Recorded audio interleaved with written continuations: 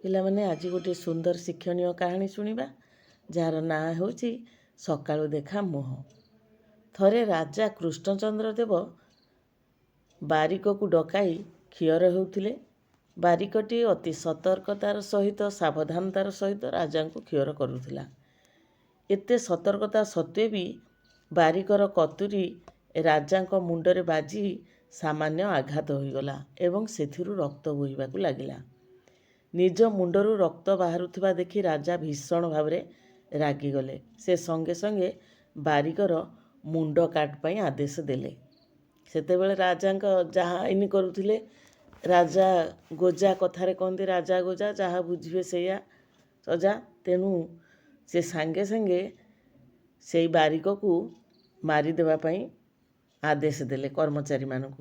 ରାଜାଙ୍କ ଆଦେଶ ଶୁଣି ବାରିକ ଡରିଗଲା। ସେ ଜୀବନ ବିକଳରେ ଯାଇ ରାଜ୍ୟର ମନ୍ତ୍ରୀଙ୍କ ପାଖରେ ଯାଇକି ଶରଣ ପଶିଲା। ମନ୍ତ୍ରୀ ବାରିକକୁ ଆଶ୍ୱାସନା ଦେଇ କହିଲେ, ତୋର କ'ଣ ହୋଇଛି କହ, ତୋ କଥା କ'ଣ ଆମେ ବୁଝିବା ଟିକେ। ବାରିକ ସବୁ ଘଟଣା ବୁଝାଇ କହିଲା। ସେହି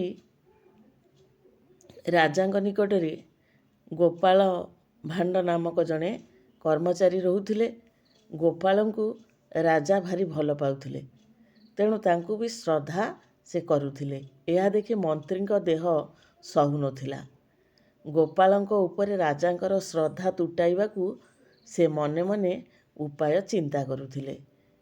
ଏବେ ସେ ସୁଯୋଗ ପାଇ ମନ୍ତ୍ରୀ ମନେ ମନେ ଭାରି ଖୁସି ହେଲେ।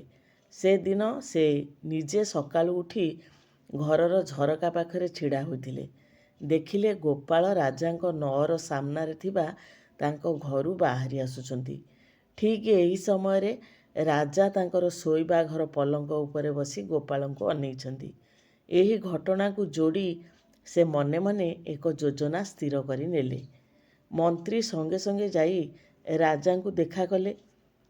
ସେ ରାଜାଙ୍କୁ କହିଲେ, ମହାରାଜ, ଆପଣ ଅକାରଣରେ ବାରିକକୁ ମୃତ୍ୟୁଦଣ୍ଡ ଦେଇଛନ୍ତି, କିନ୍ତୁ ଯେଉଁ ଘଟଣା ଘଟିଥିଲା ତହିଁରେ ତାକୁ ଦୋଷ ଦେବା ଉଚିତ ହେବ ନାହିଁ। ଅସଲ ଦୋଷୀ ଆଉ ଜଣେ। ରାଜା ତତ୍କ୍ଷଣାତ୍ ପଚାରିଲେ, କିଏ ସେ ଦୋଷୀ କୁହ। ମନ୍ତ୍ରୀ କହିଲେ, ମହାରାଜ, ଏମିତି ଅମଙ୍ଗଳିଆ ଅଛନ୍ତି, ସକାଳୁ ସକାଳୁ ଯାହାର ମୁହଁ ଚାହିଁଲେ ଘୋର ବିପଦ ମାଡ଼ି ଆସେ। ଆପଣ କାହା ମୁହଁ ସକାଳୁ ଚାହିଁଥିଲେ ମନେ ପକାନ୍ତୁ, ତାକୁ ହିଁ ମୃତ୍ୟୁଦଣ୍ଡ ଦିଅନ୍ତୁ। ସେପରି ଲୋକ ରହିଲେ ରାଜା ଓ ରାଜ୍ୟ ପାଇଁ ଅମଙ୍ଗଳ ହେବ। ତେଣୁ ମନ୍ତ୍ରୀଙ୍କ କଥା ଶୁଣି ରାଜାଙ୍କ ମନୋଭାବ ବଦଳିଗଲା। ସେ ମନେ ପକାଇଲେ ଭୋରୁ ଉଠି ସେ ଗୋପାଳଙ୍କ ମୁହଁ ଚାହିଁଥିଲେ, ତେଣୁ ତାଙ୍କୁ ଧରି ଆଣି ମୁଣ୍ଡ କାଟ କରିବାକୁ ଆଦେଶ ଦେଲେ। ରାଜା ଯାହା ବୁଝିଲେ ସେଇଆ। ରାଜାଙ୍କ ଆଦେଶ ଶୁଣି ମନ୍ତ୍ରୀ ଭାରି ଖୁସି ହେଲେ। ମନକୁ ମନ କହିହେଲେ, ଏଥର ବାଟରୁ ଗୋଟେ କଣ୍ଟା ହଟିଗଲା। ତେଣେ ସିପାହୀମାନେ ଯାଇ ଗୋପାଳକୁ ବାନ୍ଧି ଆଣିଲେ। ରାଜା କହିଲେ, ତୁମର ମୁଣ୍ଡ କାଟ ହେବ ଗୋପାଳ। ଏଥର ଆଉ ରକ୍ଷା ନାହିଁ, ତୁମର ଶେଷ ଇଚ୍ଛା ପ୍ରକାଶ କର। ଗୋପାଳ କହିଲେ, ମହାରାଜ, ଆପଣଙ୍କ ଆଦେଶକୁ ମୁଣ୍ଡ ପାତି ମୁଁ ମାନି ନେଉଛି। ତେବେ ମୋର ଶେଷ ଇଚ୍ଛା ମୁହଁରେ ନୁହେଁ, ଲେଖାରେ ପ୍ରକାଶ କରିବି। ଏଥିପାଇଁ ଅନୁମତି ଦିଅନ୍ତୁ। ରାଜା ଗୋପାଳଙ୍କୁ ତାଙ୍କ ଶେଷ ଇଚ୍ଛା ଲେଖାରେ ପ୍ରକାଶ କରିବାକୁ ଅନୁମତି ଦେଲେ। ଗୋପାଳ କିଛି ଲେଖାଲେଖି କରି ରାଜାଙ୍କ ହାତକୁ ବଢ଼େଇ ଦେଲେ ଏବଂ କହିଲେ, ମହାରାଜ, ମୁଁ ମଲା ପରେ ଦୟାକରି ଏ ଲେଖା ଖଣ୍ଡକ ଲୋକଙ୍କ ଆଗରେ ପଢ଼ି ଶୁଣାଇବେ, ଏତିକି ମୋର ପ୍ରାର୍ଥନା। ରାଜା ଏଥିରେ ରାଜି ହେଲେ, କିନ୍ତୁ ଗୋପାଳ ସେ କାଗଜରେ କ'ଣ ଲେଖିଛନ୍ତି ତାହା ପଢ଼ି ନେବା ପାଇଁ ରାଜାଙ୍କର ମନ ଉଚ୍ଛନ୍ନ ହେଲା। ରାଜା ଚୁପଚାପ ଗୋପନରେ ବସି ଗୋପାଳଙ୍କ ଲେଖାଟି ପଢ଼ିଲେ। ଗୋପାଳ ଲୋକଙ୍କ ଉଦ୍ଦେଶ୍ୟରେ ଲେଖିଥିଲେ, ଆପଣମାନେ ଜାଣି ନିଅନ୍ତୁ, ରାଜା ସକାଳୁ ଉଠି ମୋ ମୁହଁ ଚାହିଁଥିବାରୁ ତାଙ୍କ ମୁଣ୍ଡରେ ସାମାନ୍ୟ ଆଘାତ ବାଜିଲା, କିନ୍ତୁ ଆଉ ସେଥିପାଇଁ ମୋତେ ମୃତ୍ୟୁଦଣ୍ଡ ବି ମିଳିଲା, କାରଣ ମୁଁ ଅମଙ୍ଗଳିଆ ବୋଲି ଧରି ନିଆଗଲା। କିନ୍ତୁ ମୁଁ ସକାଳୁ ଉଠି ପ୍ରଥମେ ରାଜାଙ୍କ ମୁହଁ ଚାହିଁଥିଲି, ସେଥିପାଇଁ ମୋତେ ମୃତ୍ୟୁଦଣ୍ଡ ମିଳିଲା। ମୋ ମୁହଁ ଚାହିଁଥିବାରୁ ରାଜାଙ୍କ ମୁଣ୍ଡରେ ସାମାନ୍ୟ କ୍ଷତି ହେଲା, କିନ୍ତୁ ତାଙ୍କ ମୁହଁ ଚାହିଁଥିବାରୁ ମୋର ପୂରା ମୁଣ୍ଡଟା କଟିଗଲା। ଏଥିରେ କିଏ ବଡ଼ ଅମଙ୍ଗଳିଆ ସେ କଥା ସମସ୍ତେ ବିଚାର କରନ୍ତୁ। ଚିଠିଟିକୁ ଥରେ ନୁହେଁ 2 ଥର 3 ଥର 5 ଥର ରାଜା ଲେଉଟେଇ ପଢ଼ିଲେ, କିନ୍ତୁ ପଢ଼ି ସାରିଲା ପରେ ତାଙ୍କ ମୁଣ୍ଡରେ ଗୋଟିଏ ଚେତା ପଶିଲା। ସେ ଗୋପାଳଙ୍କୁ ଆଉ ମୃତ୍ୟୁଦଣ୍ଡ ଦେବେ କ'ଣ? ତାକୁ ପାଖକୁ ଡାକି କହିଲେ, ଶୁଣ ଗୋପାଳ, ମୁଁ ମୋର ଆଦେଶ ଫେରାଇ ନେଉଛି, ତୁମ ମୁଣ୍ଡ ଅକ୍ଷତ ରହୁ। ଗୋପାଳ ଭାଣ୍ଡ ମନେ ମନେ ଖୁସି ହେଲେ। ଆଉ ରାଜା ଗୋପାଳଙ୍କ ବୁଦ୍ଧି ଦେଖି ହସି ହସି ଗଡ଼ିଗଲେ।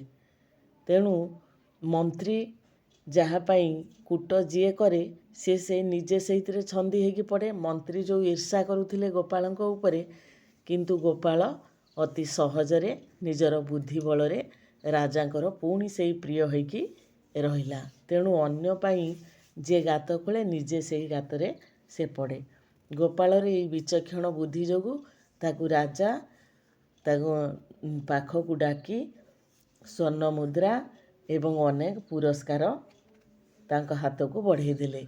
ଏହା ଦେଖି ମନ୍ତ୍ରୀଙ୍କର ଈର୍ଷା ଆହୁରି ବଢ଼ିଗଲା। ହେଲେ ଉପାୟ କ'ଣ? ରାଜା ତ ଯାହା ବୁଝିଥିବେ ସେଇଆ।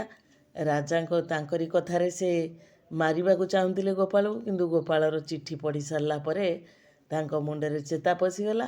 ଯାହାଫଳରେ କି ଯେଉଁ ପ୍ଲାନ୍ କରିଥିଲେ ଆମର ମନ୍ତ୍ରୀ ମହାଶୟ ତାଙ୍କ ଯୋଜନା ପଣ୍ଡ ହେଲା। ଗୋପାଳ ରକ୍ଷା ପାଇଲା, ରକ୍ଷା ପାଇକି ପୁଣି ପୁରସ୍କାର ମଧ୍ୟ ପାଇଲା।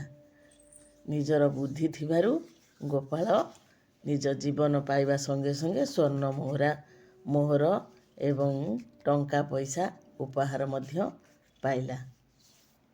ପିଲାମାନେ, କାହାଣୀଟି କେମିତି ଲାଗିଲା?